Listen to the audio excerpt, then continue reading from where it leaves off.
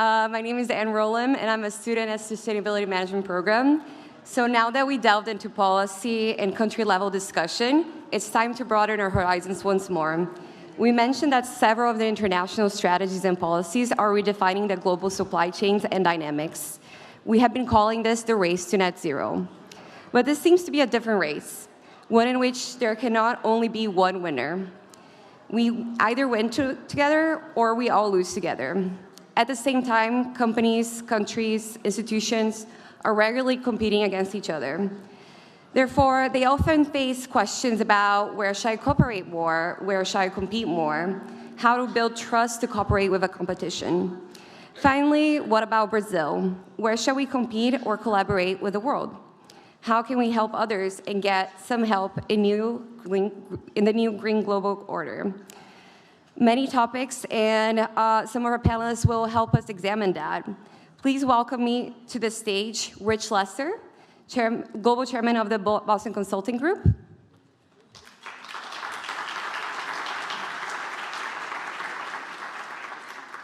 Camilo, youth activist and founder of Instituto. Oh, yeah?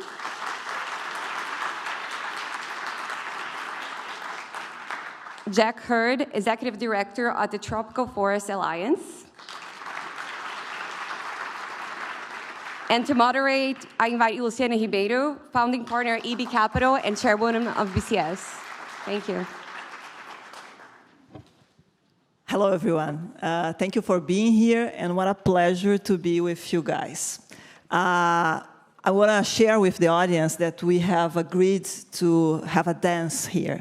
We are not going to do like long talks, and we are all free to jump in each other's comments, question between the three of you. Please feel free. The idea here is to have a dialogue. Because at the end of the day, we are mainly talking about collaboration in this Brazil Climate Summit event. We are talking about competitive collaboration or collaborative competition, it doesn't really matter, but we want to address this pivotal point here. And so I want to open the discussion by asking you guys, even though we have been talking a lot about collaboration, the reality is that the world is very divided. And we are going through different situations, from wars to big discussion, geopolitical discussions. So I would love to hear your thoughts on this global perspective. Let me start with you, Rich. Thank you so much. Well, thank you, Luciana. I just want to start by saying it's just a pleasure to be here. I'm so appreciative of Colombia for hosting this. I think some of you who've come multiple years know that I was supposed to be here last year. I had an injury. This was my worst week a year ago, so to be feeling really well now and to be able to be here is great. But more importantly, Brazil is so at the center of what we need to do to accelerate our progress that I think it's really an important couple days to get everyone together every year to talk about this as we head into a week talking about the SDGs generally and then specifically talking about climate change. Let me just, there's an overall thought that I think you highlighted that I want to come back to, which is we are at the exact same time at a moment when the world is being pulled apart by geopolitics and is forced to come together to take on these enormous challenges. Climate change first and foremost, but I would say biodiversity, nature, water, all of these natural systems that are under so much threat right now, and to do it in a way that's just and responsible to people and to the planet. What I've been thinking about, because I'm very involved with the Alliance of CEO Climate Leaders, where I'm the chief advisor, and we spend a lot of time looking at where we really are, is the reality, if we just stare at the data, is there are so many fronts where we are making very good progress, but we are dramatically short of the path that we need to be on. We're not even close. We're at a world where global GHG emissions continue to rise at 1.5% a year, give or take. There was a down blip for COVID, But first of all, none of us want to reduce carbon in the way that COVID forced us to do. But second, it came right back up. And a world where to be on a 1.5 degree path, we need to be going down at 7% a year. So, I mean, the gap is enormous despite progress on many fronts. And that draws me back as I look at so many companies and countries that are trying to take individual actions that increasingly, I think we are all forced to take a system view of what we need to do to make progress. And, we do want to be short, so I'll just be quick. There are 3 systems that are at the top of the list that I think about. One is the system of value chains across the entire world and how absolutely essential it is to think from end to end, from the upstream producers of raw materials through to the end markets to consumers, to be able to track emissions, track footprints the whole way, to set ambitions that affect whole value chains, not just individual companies. The second system is a system of developing technology. We have if you say, what are the technologies we need to decarbonize the world? We have about 55% of them that are cost effective today. That doesn't mean we don't want to make them cheaper, but they are already very cost competitive in solar, wind, and other things. But about 45% of the technologies are not yet cost competitive. They exist in almost all cases. We have examples, we have pilots, we have small scale, but we need to continue to lower the cost dramatically, and those technologies will be the fuel, not necessarily to make the initial progress we need, but to power the world to net zero. And the third that I would talk about is the system of finance. We have a massive gap between the people who will suffer most from climate change, who are the least positioned to invest in a world where you need very high upfront capital to replace ongoing costs of fossil fuels, and are really challenged for that. And we have rich, developed countries that have contributed disproportionately to the global stock of greenhouse gases we have in the atmosphere and are critical. And whether it's in carbon credits or concessionary finance or just more effective finance vehicles, we have a very big gap. And so I'm sure there are many other systems we could talk about here, but those 3 systems around global value chains, around technology, around finance, I think we have to bring that systems mindset.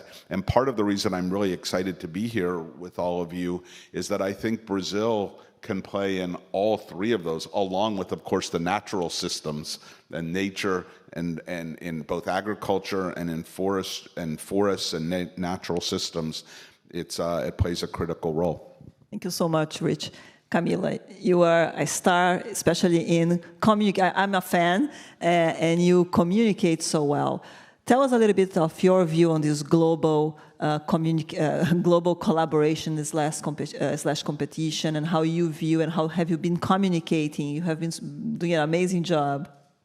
Thank you, Luciana. Thank you, everyone, for having me. This is a special moment for me. Last year, I was here speaking Portuguese. This year, I'm here like full English, so go for it.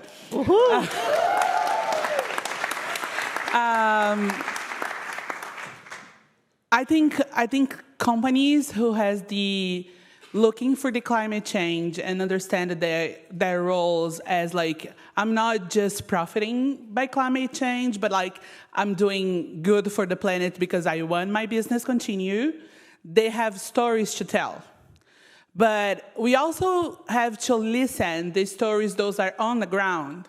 So that's why I bring a video for you from my last expedition with 70 digital influencers to the Amazon. We understand that it's just remembering that we are nature that would be possible for us be a good business leaders. Like we are taking decisions around places that we never like go by ourselves there to meet the stories, to find the people, to listen to them. How we can create good business without knowing those who are impacted by what we do. So I hope you enjoy the video. It's two minutes, and now back to you. Our helpers, if we can have the video from Camilo. Oh, perfect.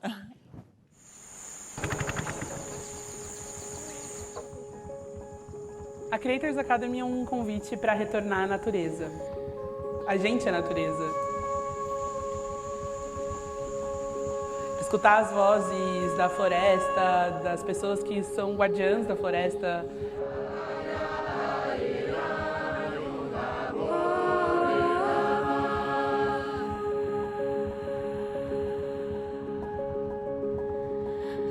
Estar aqui nesse espaço foi muito, está sendo, né, muito bom, essa conexão com a natureza, com a ancestralidade.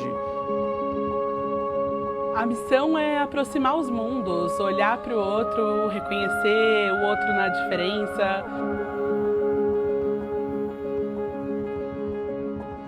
Eu peço a Deus, é o que eu tenho mais feito aqui, sabe? Para que eu possa ser um instrumento, uma ferramenta de envio de uma mensagem que é necessária e que é urgente. Não existe outra forma de lutar contra a crise climática se não for entendendo mesmo que a gente está em um só planeta. Igual isso aqui. E a gente tem a obrigação de preservar esse lugar, de cuidar desse lugar, de respeitar esse lugar. E se questionar, qual que é meu papel no meio disso tudo? O que eu posso fazer?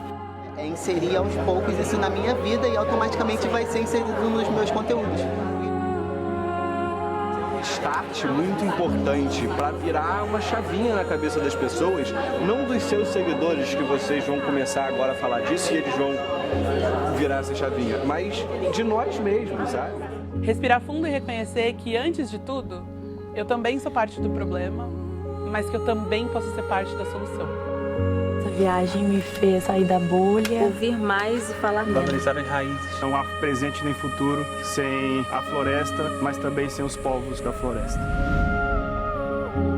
Eu sou muito grata por estar aqui, assim, e que vou poder puxar ainda mais essa pauta, esse rolê todo. A pergunta que fica diante disso tudo é: onde você quer estar? Do lado de quem que eu quero estar?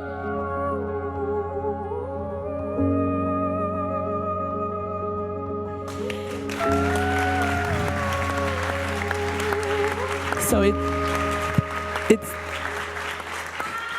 it's time for all of us. It's time for all of us choose our side. The local communities, they need us not to save them. They don't need salvation. They need business leaders that are conscious about it, the impact that they are doing, and they need us heading like really measurable projects. That is the thing. If you want to do collaboration, we don't need to leave our competition. We don't need to share our secrets. This is the fear, we are operating in a fear mode as a business. So let's try to give the fear aside, let's left the fear aside. And collaboration is not about give up of something. It's about contributing with something that you don't know that you have yet. You can create together. That would be better for the sector and not just for your business. Thank you.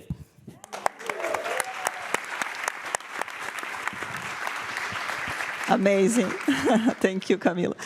Jack, your turn right now. So how we live in this collaborative competition? Yeah, it's always tough to go after a nice video, right? Let's see what this guy has to say. So, first of all, thank you very much, Luciana, and to the organizers for inviting me here. This is my first time here, and it's been a real pleasure over the last day and a half, so thank you. So, a couple things. One is the title of our session, Collaboration versus Competition. I think I tend to think about that a little bit differently, and it's been raised even here this morning about the fact that this is really about collaboration and competition. And there's a time and a place for each of these sort of mindsets to come to pass as we sort of struggle with the various issues that we're confronted with.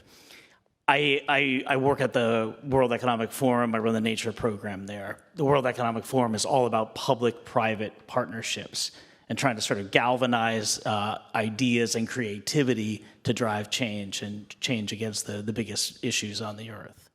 I also run the Tropical Forest Alliance, and the Tropical Forest Alliance is really about integrating public policy, corporate practice, and civil society engagement on trying to address commodity-driven deforestation. So this, too, is often about collaboration. So these initiatives, they really do require collaboration around the big picture issues and sorting out a broad framework for action, and then setting the stage for competition. Competition for ideas, competition for resources, competition for individuals, customers, et cetera. So I like to think about these things sort of operating in a collaborative way, right? We get together to set the big framework, and then we let the forces of competition play out within those frameworks and within the rules of the game. And I think it's probably worth sort of thinking about the fact that you can't just rely on one of those. One of the things that's gotten us to the point where we are right now, as Rich said, along climate issues, biodiversity and nature issues, societal issues, is we've had destructive competition for so long, and we haven't had enough collaboration in pulling together the ideas and the threads that are going to create the fabric upon which life can advance. So when I think about the work that I do, it's really about nature. And we look at all the various elements and things that have to be done on the climate, in the climate space, and in the and really it comes to a lot of this is predicated on doing the first things first, which are let's stop destroying our native ecosystems, whether they be primary tropical forests, whether they be mangrove ecosystems, whether they be savannas or the case like that. We know that all the models around climate change are predicated on nature basically doing its job. But nature is not able to do its job if we keep hacking away at it. So I think that the first thing we really have to do is sort of look, listen, and feel to what's going on in the natural environment. And that does take a collaborative approach. If you look at a country like Brazil, which is not unique everywhere across the tropics, there's sort of three things that have to happen around sort of stabilizing the nature base for societies. One is we need to have sort of solid protected areas, right? We've got to be able to designate and enforce rules and regulations around protected areas, whether they be indigenous reserves or national parks, whatever the case may be. The second thing we've got to figure out how to do is how do we manage production lands in a much more sustainable fashion, whether that's for agricultural purposes or pasture land or timberland or whatever the case may be. We've got to figure out some notions of sustainability in this space. And the third thing we have to do, and by the way, these were all talked about over the last day and a half, of course, but the third thing we have to do is figure out how to restore the degraded lands that we have. And we know that throughout the tropical belt, but also in temperate and subtropical areas, there's significant amounts of degraded lands. So this idea of sort of addressing these three issues, protection, management, restoration, whether it's in the context of Brazil, anywhere else in the tropics, or in other biomes, we've got to figure out what does collaboration look like to set the overall framework for our action, and then how do we unleash the forces of competition to improve quality, drive down costs, enhance value. And I think we have to look for the market-based opportunities within that, recognizing that the market's not going to solve everything, but the markets can only be effective in solving problems if there's a solid policy and regulatory framework for them upon which to operate. And getting those right requires the collaboration. So thanks. Thank you very much, Jack. In the previous panel, Luiz Guimarães was mentioning that they were considering the benefits of having a plant in Brazil or in the US due to the IRA. And so I go back to you, Rich, because I wanted to explore a little bit how the ongoing policies that are being constructed are driving this competition/collaboration. And I wanted to hear from you. You have a very global perspective on things. On where are the existing opportunities to collaborate and foster the entire world in the same direction? And where are the key difficulties, so to speak, in capturing those benefits? Sure. I thought that was a fascinating discussion around those topics in the prior panel, and I really resonated with them. I just want to start. It's going to sound a little theoretical, but trust me, it's incredibly practical, which is a really well-respected partner at BCG years ago wrote about the fact that we often tend to take a psychological view of the world, that if I want to change the way you behave, I need to change the way you think. And if I educate you and I show you charts and I show you stories, that I'll change your thinking and that will cause you to change your behavior. But that actually life doesn't work that way, that we are all creatures of the context that we operate in, the pressures we feel, the resources we control, the incentives that are put in front of us, and that if we want to change behavior, what we really need to do is change the context, and people will adapt their behavior to thrive in a different context. And as they change their behavior, their thinking will often come along with it. And I think what we've observed so far in our efforts to tackle climate change and the other sustainability challenges that come alongside it is really a living example of that. Many, many people, including many responsible business leaders, understand what's going on. They are not oblivious to the challenges. But because we haven't sufficiently changed the context, we are not seeing the boldness of action that we need at the pace we need it to really make progress at a very, very rapid pace.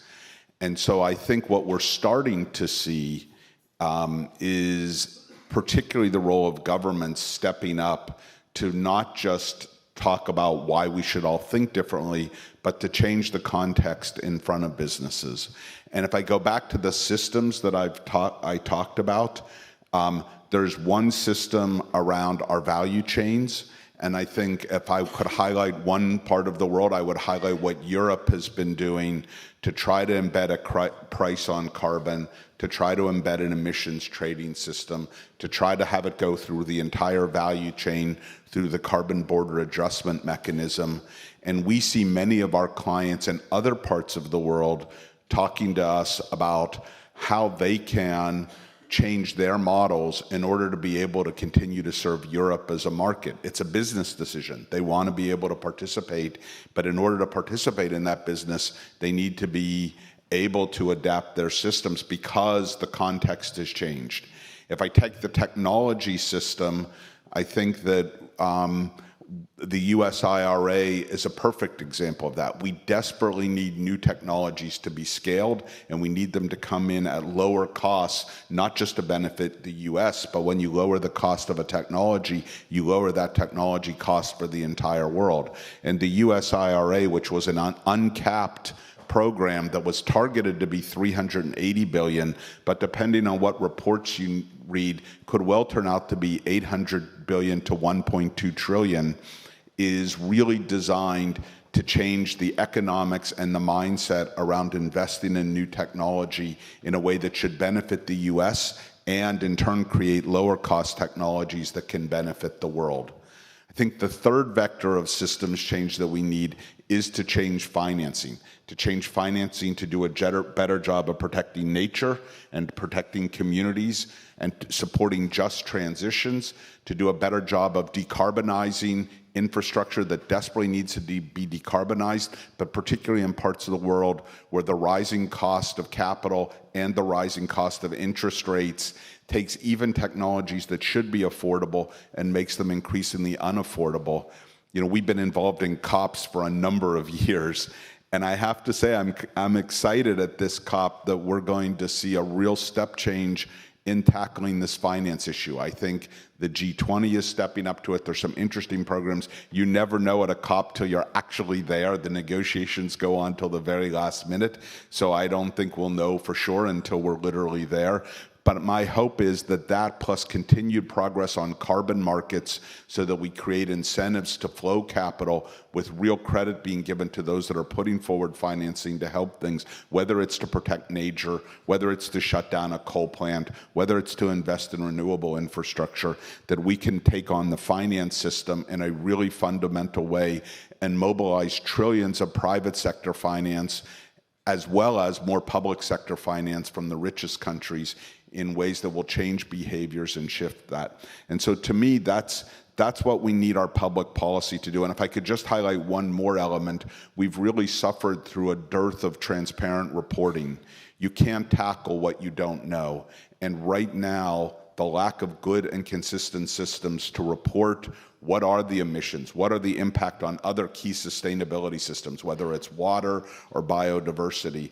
And we are making real progress on that. I'm excited about what the ISSB is doing, the International Sustainability Standards Board, to try to start to talk about consistent reporting. Europe is taking this on. I must admit the European approach almost always has a little bit too much bureaucracy embedded in it. I'm sure some of you have experienced that as well, so I'm not sure I would choose the exact approaches that they're taking, but they are really trying hard to create a more transparent reporting, not just about what companies do themselves, but about what happens up and down their value chains. And if we don't create that transparency, then it's very difficult to take on the other system changes we need, whether it's in value chains or technology or finance. And so I'm encouraged by the progress we see there. Again, none of these things are happening at quite the speed we need, but they are happening, and they are happening at an accelerating pace.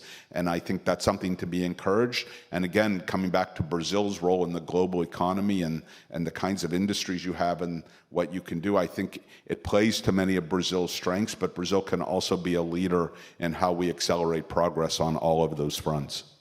Thank you. Thank you so much, Rich. Let me go to Kamila and Jack on another point that I think it's important, and we haven't talked that much during these 2 days. I want to explore a little bit with you. We talk a lot about mitigation.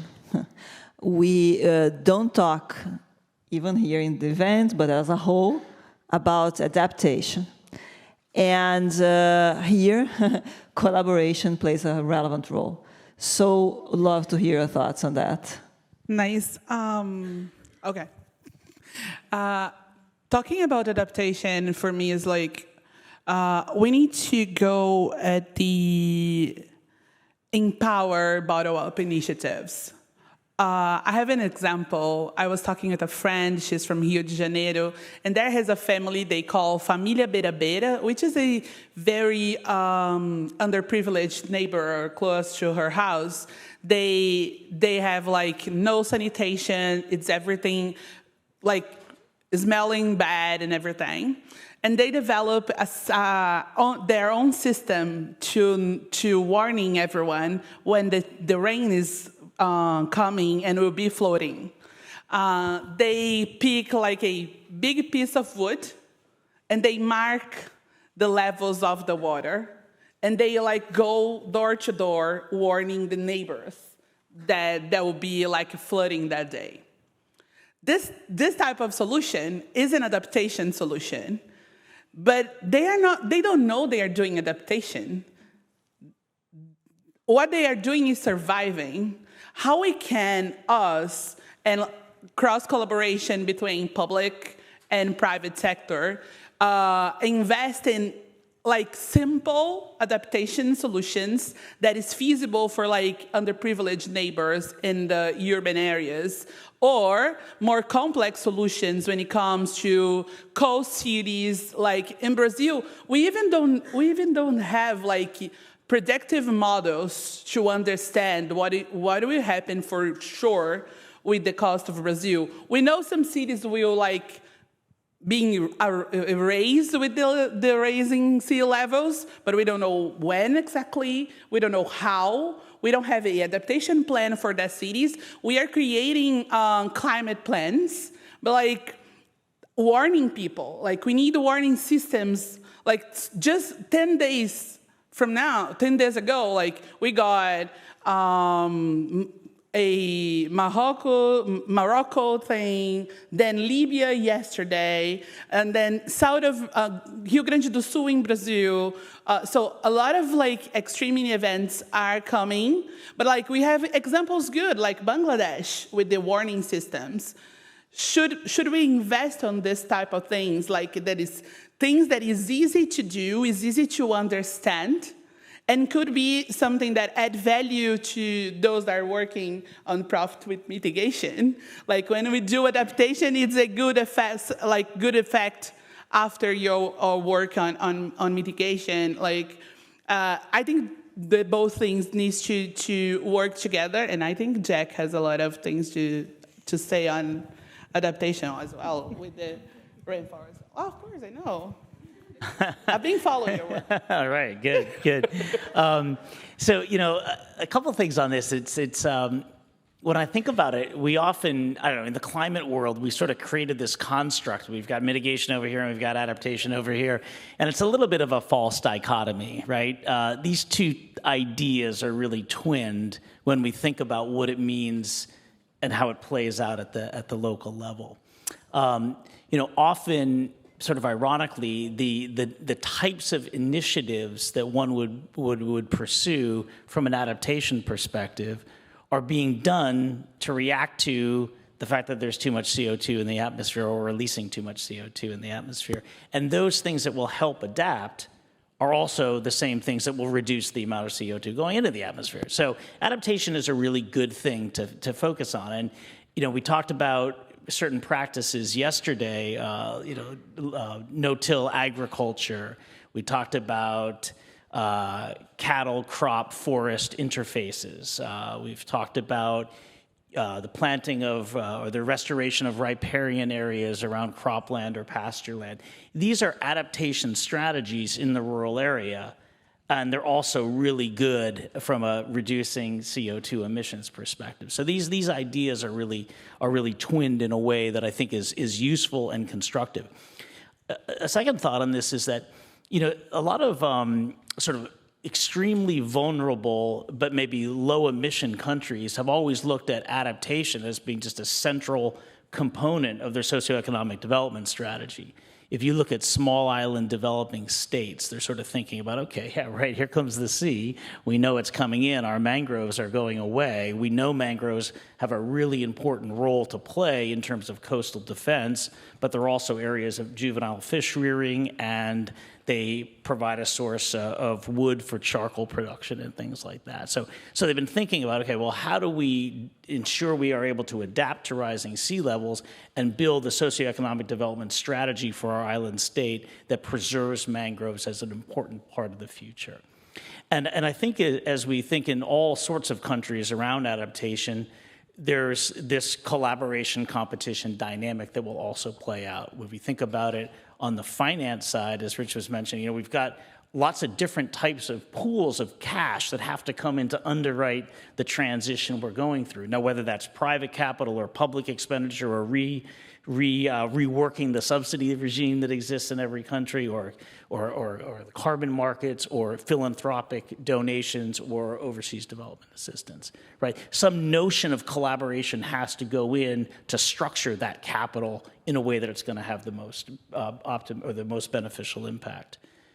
The other thing that's probably going to happen on the collaboration competition dynamic is a really good sense of, well, what are the types of policies that we need to have, or the types of government programs and plans and capacities that we need to have to create a system so that we can adapt to a changing economy.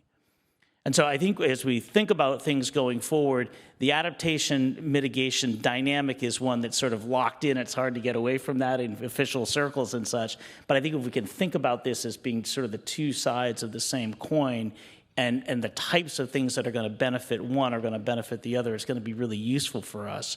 And it'll probably also force us to come up with some lower cost options. Thanks. Thank you. We are almost running out of time, but I wanted to have a last question for the three of you. What, in your view, are the key lessons that are already happening in the world? We talked a little bit about the G20. What's the role of the G20? What's the role of the development banks? There's a lot of push on that. And you mentioned, Rich, the IRA, and you mentioned that we are here in the US developing new technologies. And yesterday there was a huge discussion on people have to assume the risks of developing new stuff. But the reality is that today even the development banks are not so willing to go there. So how we tackle that? And last but not least, in this discussion that I would love to have your views on, is the US/China role on that? Because there are some discussion on that US and China should collaborate to help even the adaptation of developing countries. So how do you see that? A lot for one question, but I would love for you, each one of you, to tackle the part that you think that are please, let's follow the line. Thank you. Okay. Wow, that's a lot of questions. So, and I know we don't have much time. Let me just start on the U.S.-China side. I think it's hard to be optimistic about the two countries really working together to collaborate in which you wish the two biggest economies in the world would right now. I mean, it's easy to be, naively optimistic because it's so clear that it would make a big difference in the world if they could. But the gap feels so large right now. But what we can hope and we can ask of them is that they at least acknowledge that in the areas of intense competition where each side is working for advantage or protecting itself versus the other, we try to leave climate out of that. It doesn't mean that, so when it comes to trade policies, obviously it's getting tougher and tougher. But, each side could do things that would make trade much more challenging and expanding solutions around the world. And I think we have to ask them both, that yes, you're going to compete. We realize it's tense. We hope it will get better over time. But can we please try to leave climate out of this and at least do no harm? I mean, obviously better still is find ways to work together, and the way they came together that was instrumental in getting the Paris Accords through in 2015. I thought that the statement at Glasgow, between the two countries was an encouraging one. Obviously other things got in the way at that point that we weren't able to push it as far as we could. So they've shown moments of time of collaborating.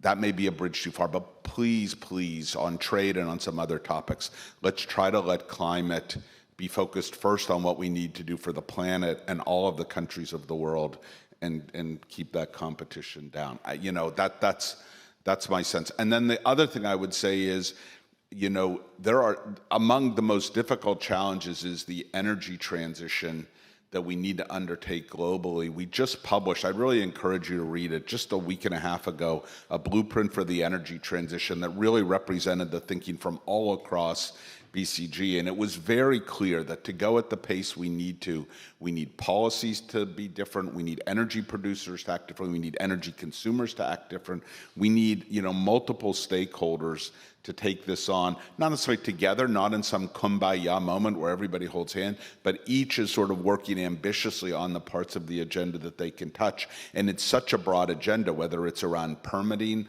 whether it's around a just energy transition, whether it's around making a whole new set of energy markets, when the nature of how we'll create energy, more intermittency, more challenges of moving energy around, storing energy is much more difficult in the world we're moving toward. We just have so many levers that we'll need to pull. And so I think that there's a ton of work on that system, just like there are on others. And I think there is the possibility to do that. But you say, what are the lessons of the past few years? The lessons of the past few years is, despite many good actions and many good intent, we are not going fast enough. And if we don't work together to tackle these systems together, we will not move at the pace that we need to move. Thank you. I think we are going fast on the destroy side. And I just want to come back for your, Richie, when we talk about behavior change.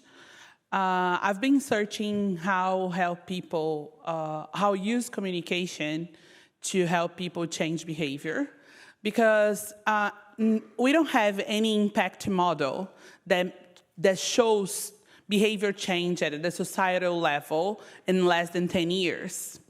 But we don't have 10 years anymore. What happened with the whole world was we use the propaganda industry, the communication industry, to make people just consume by the scarcity. So if we want to collaborate, I think we need to use the same tools that we use to make people destroy what we have, which is communication. We can work as an industry, but if we don't have the proper words to talk with people, to explain them how to change, they won't change.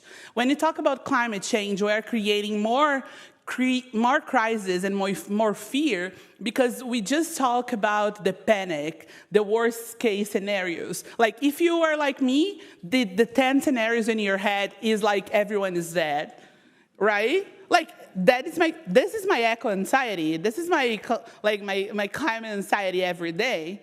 But like, if we continue to create climate anxiety on people, especially the global leaders, because they are anxious, trying to find solutions, they don't know how, they need to, like, we are living for the next quarter. This is the truth. Like, we have the ideas, but like our shareholders, they are like, like pressuring us for results. How we can, so we need a language, a new language for the shareholders, also for the society. That's why, like, okay, we can talk here in a lot of like technical terms. I remember my first time at COP, I wasn't understand anything, and people think that if I am there, I should understand what happened there. But no, I'm here to learn. So I think our main goal right now is find the language. And it's like, it's not about simplify the language, putting aside the technical stuff. It's saying what is important to people act, like to move people, to make them follow or create the solutions, imply with the solutions. Like we need to do people work, create collaboration. My mom has a very good solution. When me, my sister and brother, we were fighting, she like just put us in a room, stay there, and you go out just when you agree on something. Like close the door, like we were fighting for hours, but in the end we were good. Like how we can create rooms that are safe enough for the stakeholders that are not agreeing, because our diplomacy is not working anymore. We need to change the language of the diplomacy if you want people to agree on something. So I think our mission is create a new language or simplify the ones we have already. Thank you. Wow.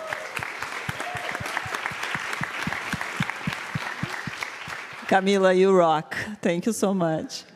So I'm going to be super quick here and try to blend what Kamila and Rich have said about the safe room for China and the U.S., right? So if we think about it, you know, I really like the way you've talked about this, Rich, in the sense that, like, there's a lot of space for competition amongst these two countries. There is some space for cooperation, as long as it's kept really quiet and the politics of each nation is left out of it. Interestingly, given here we are and what we're talking about, Brazil holds a really key component of this, right? So if you think about one of the figures that came out from Marcos yesterday, 74% of CO2 emissions in Brazil is from the forest and land use sector. There is no solution to the forest and land use sector emissions in Brazil without dealing with commodity-driven deforestation. 35% of the crops coming out of Brazil are finding their way into China.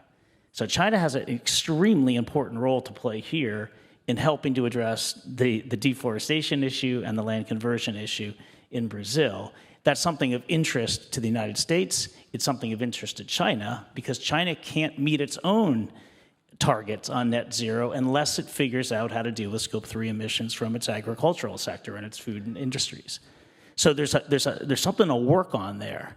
And I think, as Rich said earlier, you know, 2015 in Paris wouldn't have come around unless China and the U.S. figured something out, and then everybody else sort of figured out, okay, if they're going to go that far, then we'll go that far as well. And so I think there's an opportunity here, and obviously I'm looking at this just through the narrow lens of the work that I do and the work that I'm focused on, but I think there is an opportunity there. So I'm borderline naively optimistic in this, but I've spent enough time with Chinese companies and Chinese government officials to understand a little bit about it's not that impossible to see where that may be part of the solution.